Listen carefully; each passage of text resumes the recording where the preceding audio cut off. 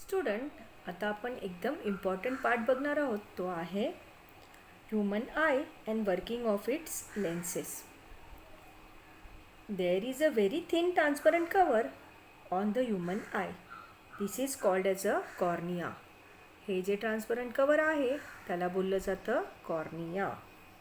Light enters the eye through it. कॉर्नियामधनं light आईमध्ये enter करते.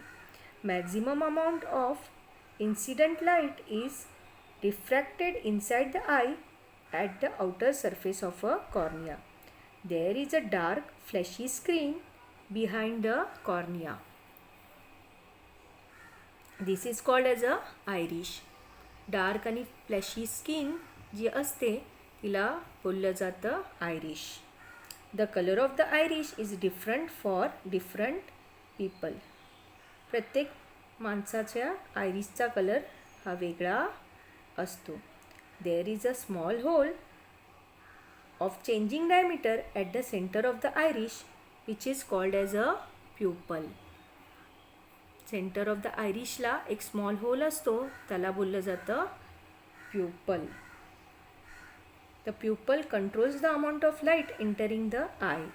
If the light falls on the eye is too bright, the pupil contracts, while if the light is dim, it's widen. जर light जास्त असेल तर pupal contract होतात, म्हणजे आकुसले जातात.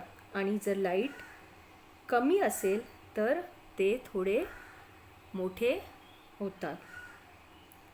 On the surface of the iris there is a bulge of a transparent layer. There is a double convex transparent crystalline lens just behind the pupil. The lens provides the small adjustment of focal length to the focus the image. This lens creates the real and inverted image on the object on the screen inside the eye.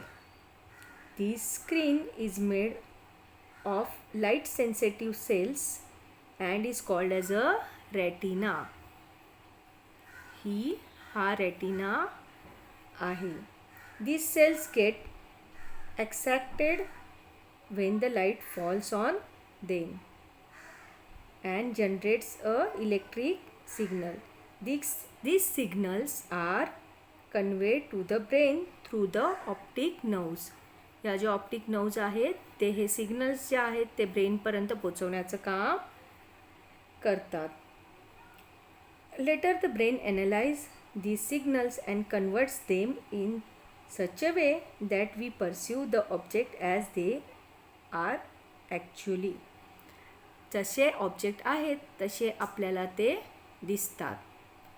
हे कशामुळे होतं? तर optic nerves जे आहेत ते जे sensitive signals आहेत ते ब्रेनपर्यंत पोचवतात, त्यामुळे आपल्याला ते ऑब्जेक्ट जसे त्या तसे दिसतात. While seeing the object at large and infinite distance, the lens of the eye becomes flattened and its focal length increases as shown in the part of the figure. So, let us see the part of the figure, that is 7.12. Lens becomes flattened. कधी flatten होतात ते? जेव्हा distance object हा large infinite डिस्टन्सला असतो. Its focal length increases as shown as the part of this figure.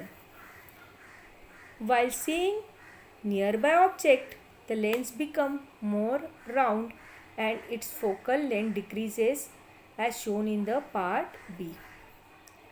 Lens become rounded आणि lens जेव्हा rounded होतात तेव्हा तो डिस्टन्स काय असतो तर आपल्या जवळ असतो, म्हणून हे लेन्स जे आहेत ते राउंडेड होतात.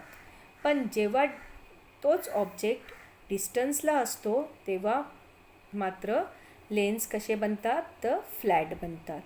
So I thinks that you have understood both these diagram A and diagram B.